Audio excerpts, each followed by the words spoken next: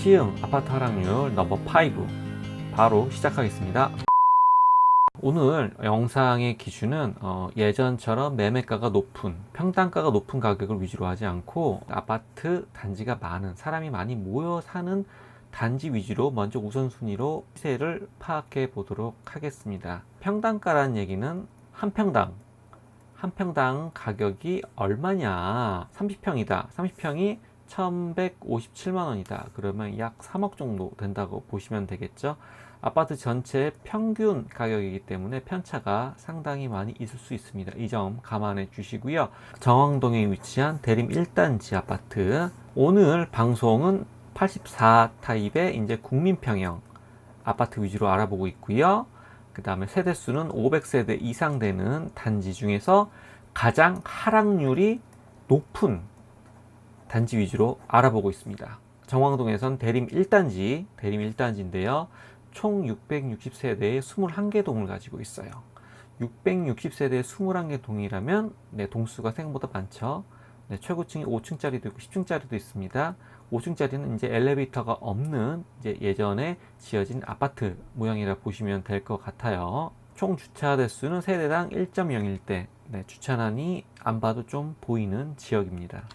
최고가 약 4억 5천까지 나왔었는데 최근에 4층이 3억에 거래되면서 전고점 대비 약 1억 5천이 하락한 모습을 보여주고 있어요. 34% 하락을 했고요. 이 아파트 입지를 잠깐 보도록 하겠습니다. 우리 단지는 대림 1단지 이 아파트인데요. 바로 건너편에 중심상업단지가 있어서 여기서 각종 학원 및 상업시설을 충분히 이용할 수 있고, 건너편에는 6502번이라는 이제 사당역 가는 버스가 있고요. P9541번 사당시행 가는 버스 2대가 있습니다. 전철이 연결되지 않은 지역 같은 경우에는 아무래도 버스 노선이 상당히 중요해요. 이제 경기도 내에서는 이 버스 노선으로 그 지역의 입지가 갈리기도 하기 때문에, 만약에 전철이 조금 멀거나 없는 지역이다 그러면 버스 노선도 항상 좀 알아보는 게 필요합니다. 같이. 그리고 한 블럭 건너에는 서해초등학교와 서해중학교가 있습니다. 전형적인 베드타운이죠. 여기 대림 1단지 밑으로는 시흥 스마트 허브가 있어요. 여기는 한마디로 산업단지입니다. 일자리 수는 총 13만 명으로 국내에서 3위 규모의 엄청난 일자리를 자랑하고 있어요. 자, 1위는 어딜까요? 산업단지 1위는 바로 옆에 있는 안산 반월단지입니다. 2위 어딜까요? 2위는 이제 우리가 많이 알고 있는 구로 디지털 단지예요. 그 뒤를 이어서 국내에서 3위로 가장 많은 일자리를 보유하고 있는 게 바로 시흥입니다. 그리고 그 일자리 바로 근처에 위치하고 있기 때문에 가격 하락폭이 상대적으로 다른 지역에 비해서 적은 편이었어요. 그리고 왼쪽으로는 105 신도시가 펼쳐져 있어서 도로 하나를 사이에 끼고 105 신도심과 오른쪽에 정왕동 구도심으로 나눠져 있습니다. 매매 지수보다 전세 지수가 많이 떨어지는 모습을 볼 수 있어요.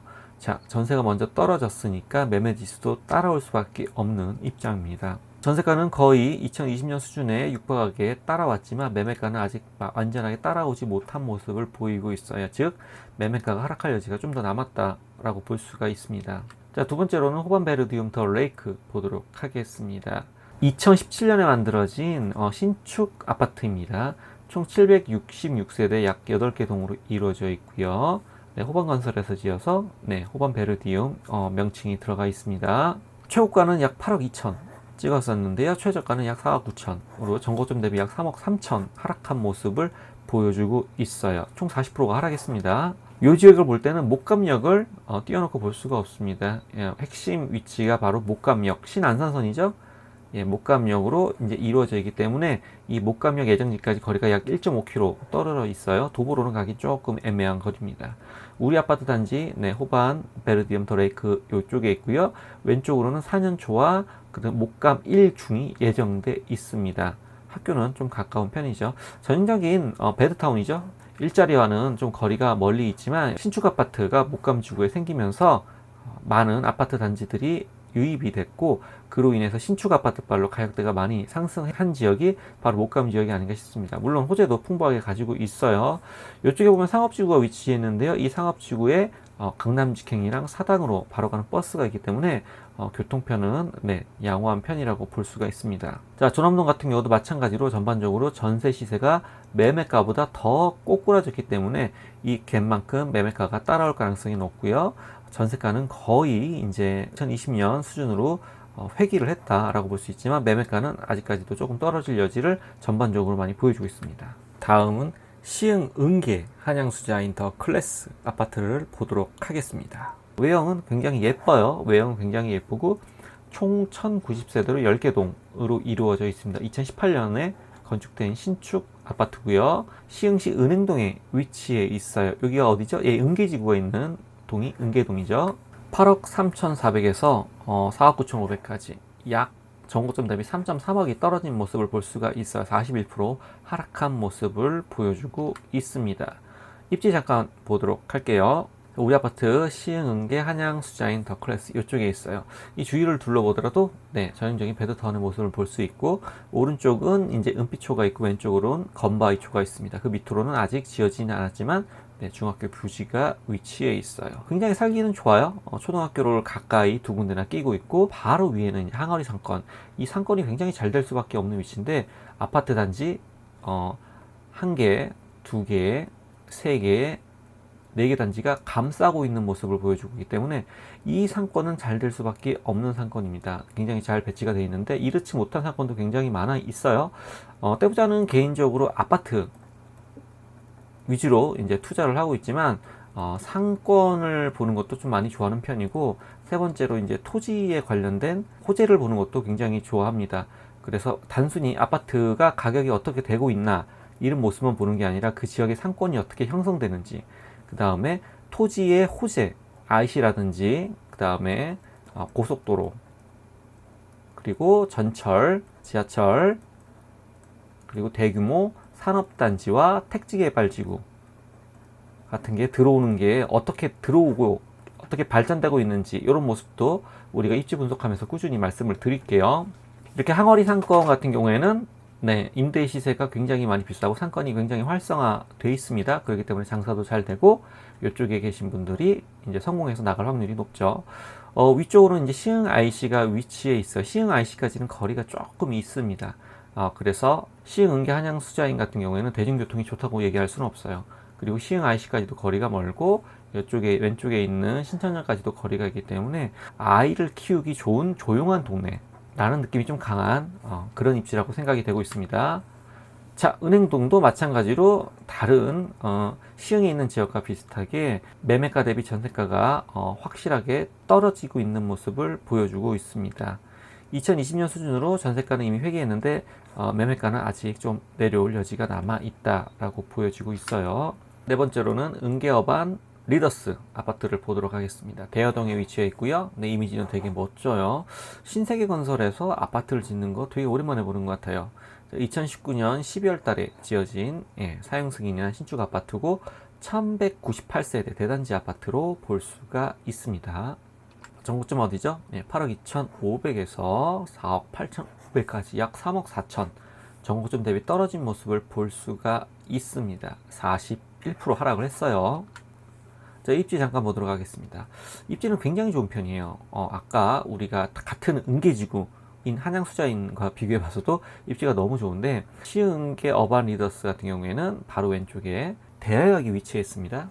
이 대여역이 이쪽에 1번 출구 옆에 3번 출구가 있는데 이 사이로 4번 출구가 만들어지고 있기 때문에 4번 출구로 나와서 상업지구를 지나서 이렇게 아파트 단지로 오기 좀 굉장히 편리해지죠. 그러면 어떻게 되냐? 이쪽에 있는 상권은 싹 죽어요. 왜냐면 사람의 동선이 안 나와요. 동선이 요렇게 바로 길 따라서 이동하기 때문에 이 바깥쪽 상권은 죽을 수밖에 없어요. 그렇다고 쌩쌩 달리는 도로에서 멈춰서 무언가 물건을 소매하기도 힘들고 이 반대편 같은 경우에는 아직 들어오는 게 없죠. 그렇기 때문에 이 반대쪽 상권은 많이 죽지만 그에 반해서 이렇게 길 따라 동선 따라 이루어지고 있는 상권은 잘 될 수밖에 없습니다. 하지만 시흥 은계 어반 리더스랑 그 다음에 요쪽에 있는 LH 아파트, 임대 아파트 같은데요. 요 두 군데 아파트를 합하더라도 약 2,000세대 정도밖에 되지 않아요. 2,000세대 정도밖에 되지 않는다면 상권이 이루어질 수는 있지만 이렇게 중심 상권처럼 큰 상권이 형성되더라도 전부 다 같이 살 수는 없습니다.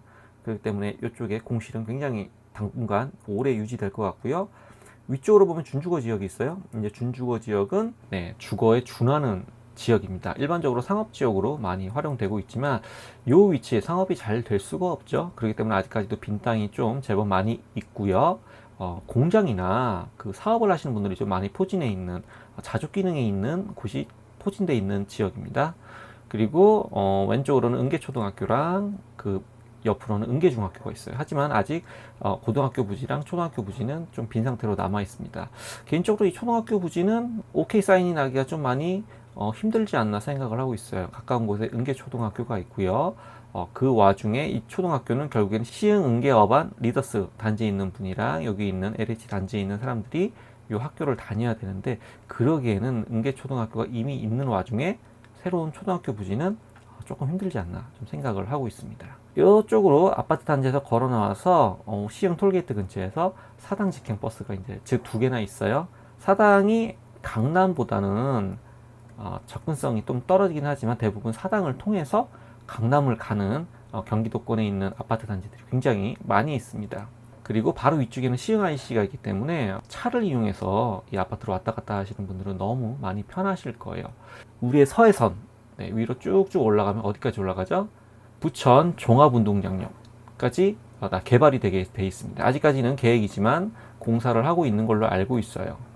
그렇기 때문에 만약에 부천 종합운동장역까지 이어진다 그럼 GTX-B를 이용할 수 있는 파괴력을 가지고 있는 노선이 될 수 있습니다. 향후 가치는 굉장히 높을 것으로 보여져요. 다른 시흥 지역과 마찬가지로 전세가가 매매가 대비 많이 떨어지고 있는 모습을 보여주고 있어요. 그리고 전세가는 거의 코로나 팬데믹 이전, 유동성을 풀기 이전으로 돌아왔지만 매매가도 그에 준하게 따라오는 모습을 다 보여주고 있습니다. 다음으로 대명의 마지막 호반 베르디움 센트럴하임 보도록 하겠습니다. 시흥의 대장이죠. 백오동에 위치해 있어요. 총 1647세대로 2017년에 지어진 신축 아파트입니다. 주차 대수가 1.16대밖에 안 뽑은 게 조금 안타깝죠. 요즘 차를 집마다 2대 이상 가지고 있는 곳이 굉장히 많은 상황이에요. 거기서 1.16대를 뽑았다 그러면 9시 이후에 주차하기가 굉장히 힘들다 라는 걸 알 수가 있어요. 8억 6,500에 거래됐었는데요, 4억 5천까지 거래가 됐습니다. 전고점 대비 4억 1천이 떨어졌어요. 48% 가락에서 시흥에서 1등으로 많이 떨어진 아파트 단지 중 한 곳입니다. 자, 입지 분석 한번 해보도록 하겠습니다. 입지 너무너무 좋아요. 우리 호반 베르디움 센트럴하임 단지 여기 있습니다. 바로 위에는 백옷 라운초, 그 옆에는 도서관, 그 옆에는 중학교, 고등학교, 학군이 잔뜩 모여 있고, 이쪽으로는 아래쪽으로는 이제 상업 지역이 있어서 여기에 학원가부터 시작해서 각종 마트 및 상업 시설이 굉장히 질비해 있어서 아이를 키우기에는 더없이 좋은 지역이에요. 더불어서 그 밑에는 시흥, 백옷, 서울대병원이 들어올 예정이고 서울대 시흥 캠퍼스가 지어질 예정이기 때문에 백옷에서 발전 가능성이 가장 높은 지역 중에 한 곳이 아닌가 싶습니다. 아파트 단지 바로 옆으로는 강남 직행버스가 있고 조금만 더 오면은 이제 사당 직행버스도 여러 개 있어서 교통편도 좋으며 밑으로는 이제 오이도역과 1.5km 정도 떨어지기 때문에 전철 접근성도 상당히 좋은 지역입니다. 그에 반해서 마찬가지로 전세 시세에 아직 많이 더 떨어져 있습니다. 매매가 따라올 여지를 충분히 주고 있고요. 지금 여기 그래프를 보게 되면 전세가가 떨어지면 매매가가 따라서 떨어지는 모습을 볼 수가 있습니다. 반면에 전세가가 오르기 시작하자 만나자마자 매매가도 점프하는 모습을 보여주고 있죠. 그리고 난 다음에 전세가가 오르면서 매매가도 더더욱 올라가는 모습을 보여주고 있어요. 이때가 언제냐? 우리가 이제 유동성을 많이 푼 코로나 팬데믹 시대죠. 이때는 월세 시세보다 전세로 이자 내고 사는 게 훨씬 저렴한 상황이었어요.